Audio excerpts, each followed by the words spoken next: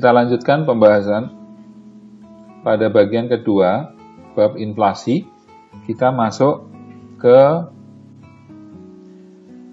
efek terjadinya inflasi. Efek terjadinya inflasi bagi pemilik pendapatan tetap dan tidak tetap. Pemilik pendapatan tetap dengan adanya inflasi akan merasa dirugikan. Kenapa? Karena penghasilan yang senantiasa diperoleh dari proses penjualan barang secara tetap akan mengalami penurunan karena tingkat daya beli masyarakat yang turun. Sebaliknya, pemilik pendapatan tidak tetap mungkin saja bisa jadi diuntungkan karena masyarakat beralih dari konsumsi untuk produk-produk yang relatif mahal kepada produk-produk yang relatif terjangkau. Buat masyarakat yang menabung atau menyimpan uangnya di perbankan, itu efek daripada inflasi adalah bisa jadi dirugikan karena nilai uang yang semakin menurun. Kita tahu daya beli masyarakat menurun, maka terjadinya inflasi menyebabkan value atau harga daripada barang yang semakin tinggi, sehingga apa yang terjadi? Kalau sebelum inflasi dengan nilai 1 juta rupiah atau 100 ribu bisa mendapatkan 1 atau bahkan 10 kg beras misalkan, maka dengan adanya inflasi, nilai 100 ribu tidak lebih dari 5 kg beras saja yang bisa diperoleh. Pada uang yang sama, tetapi value-nya menjadi menurun. Sedangkan bagi debitur atau peminjam uang dan kreditur pemberi pinjaman dalam hal ini bank misalkan atau lembaga keuangan lain, dengan adanya inflasi itu menimbulkan efek untung dan rugi. Kalau bagi debitur, inflasi tersebut akan menguntungkan karena saat pembayaran utang nilai uang lebih rendah dibandingkan pada saat meminjam. Kenapa demikian? Pada satu kondisi inflasi, bisa jadi pemerintah mengambil kebijakan menurunkan suku bunga pinjaman.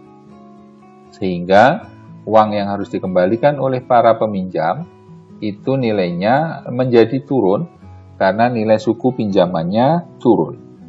Sebaliknya bagi bank yang memberi pinjaman, dengan penurunan suku bunga yang dilakukan ditetapkan pemerintah, maka kecenderungan pendapatan yang didapatkan dari para peminjam tadi menjadi berkurang.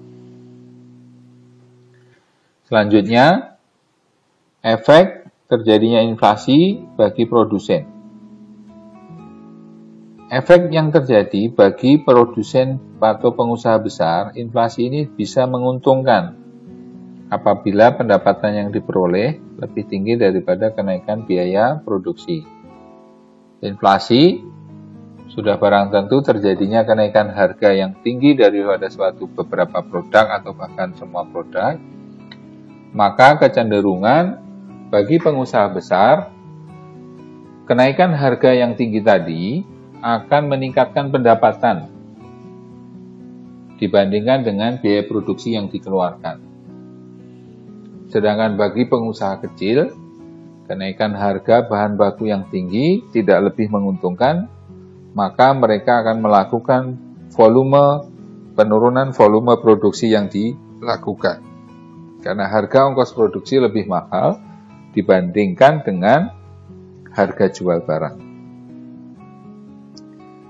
Efek yang lain bagi perekonomian nasional adalah investasi yang berkurang.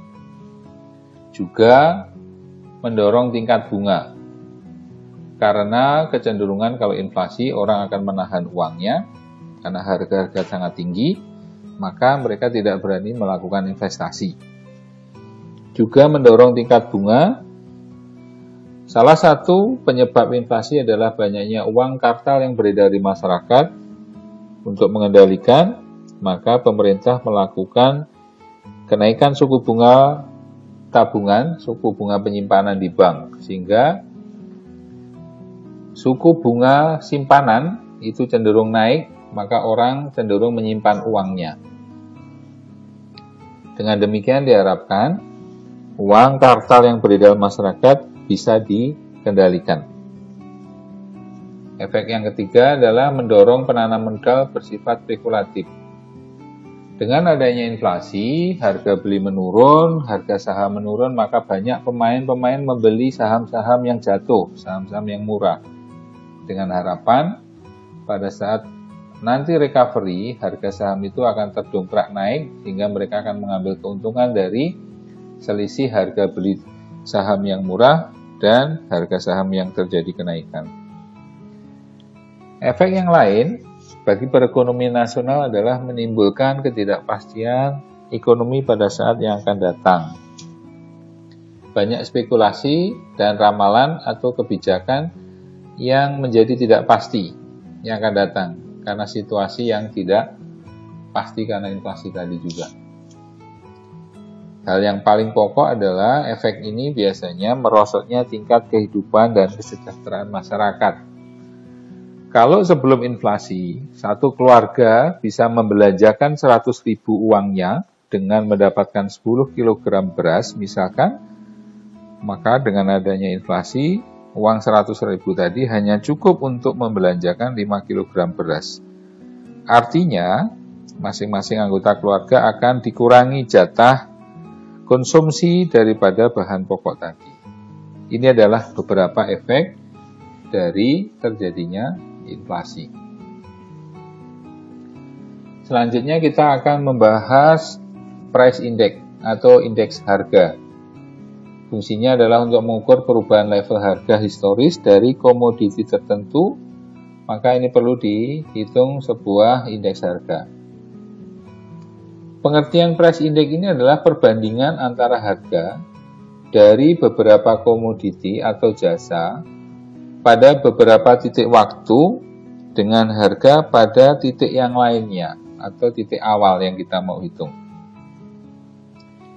Ini adalah contoh tabel price index atau indeks harga.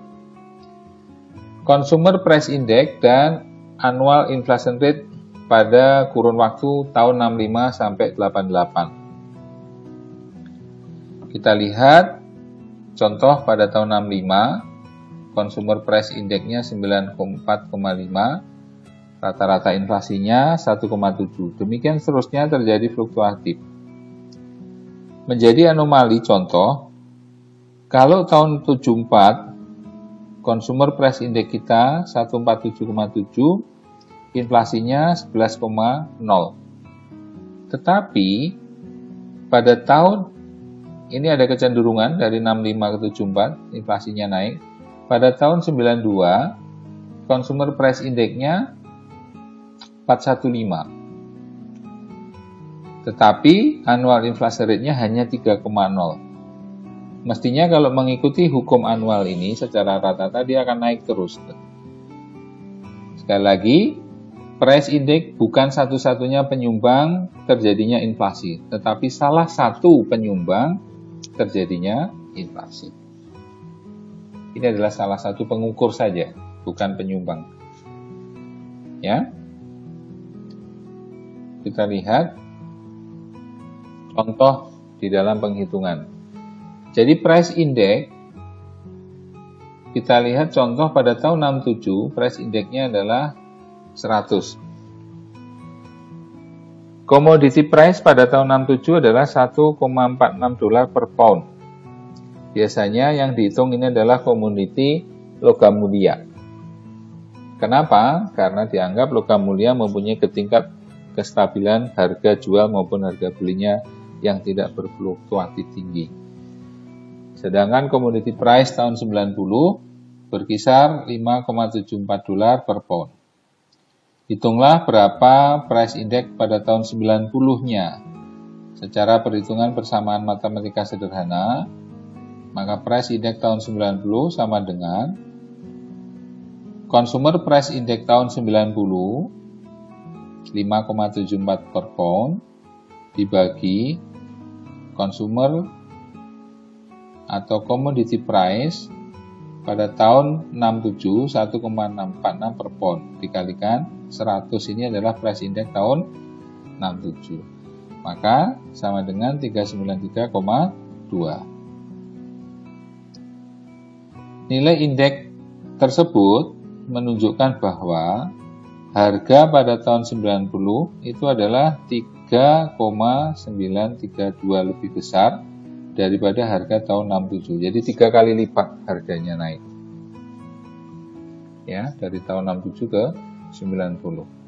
Kalau misalkan harga mobil pada tahun 67 100 juta atau 10 juta sudah mendapatkan mobil yang sangat bagus, maka pada tahun 90 dengan mobil yang sama, dengan bentuk yang sama, harganya sudah berubah 3,9 kali lipat dari harga sebelumnya.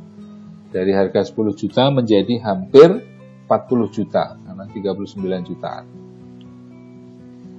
Kemudian, pengertian indeks harga itu adalah perbandingan perubahan harga tahun tertentu dengan tahun dasarnya.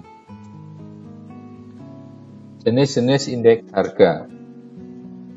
Indeks harga konsumen adalah angka yang menggambarkan perbandingan perubahan harga barang dan jasa yang dihitung, di mana komoditi yang diamati itu sudah mewakili barang-barang yang dibelanjakan oleh konsumen atau yang dibeli oleh konsumen, dikonsumsi oleh konsumen. Sedangkan indeks harga produsen adalah perbandingan perubahan barang dan jasa yang dibeli oleh produsen pada waktu tertentu. Jenis indeks harga yang ketiga adalah indeks harga yang harus dibayar dan diterima oleh petani. Indeks harga barang-barang yang dibayar oleh petani, baik untuk biaya hidup maupun untuk biaya proses produksi. Metode penghitungan indeks harga. Metode penghitungan indeks harga tidak tertimbang, yang pertama, adalah rumusnya secara sederhana, sum atau jumlah PN atau jumlah harga pada tahun ke N dibagi dengan jumlah harga pada tahun dasar dikali 100%. Keterangannya, sum PN itu adalah jumlah harga pada tahun ke N, sedangkan sum PO itu jumlah harga pada tahun dasar kita menghitungnya.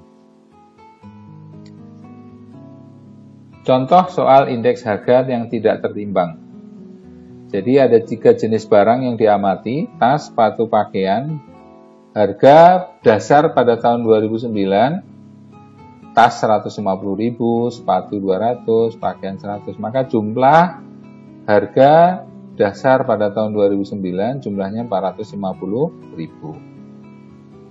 Pada tahun 2010, tahun ke N, kita akan hitung kembali, amati tasnya sudah naik dari 150 menjadi 200, sepatu dari 200 ke 2,5, pakaian dari 100 ke 150. Kita jumlah harga komoditi yang diamati pada tahun N atau tahun 2010 adalah 600.000. Maka kita akan hitung indeks harga tidak tertimbangnya, jumlah PN dibagi jumlah PO kali 100%. Maka ketemu angka 600.000 karena PN dibagi 450 kali 100 sama dengan 133,3%. Jadi kenaikan harga atau harganya sudah naik hampir 2 kali lipat di tahun 2010 dibanding tahun 2009. Kenapa 2 kali lipat? Karena 133,3%. Hampir 200%, 2 kali lipat. Demikian pembahasan kita pada bagian kedua, bab inflasi. Kita akan lanjutkan pembahasan pada bab inflasi bagian berikutnya.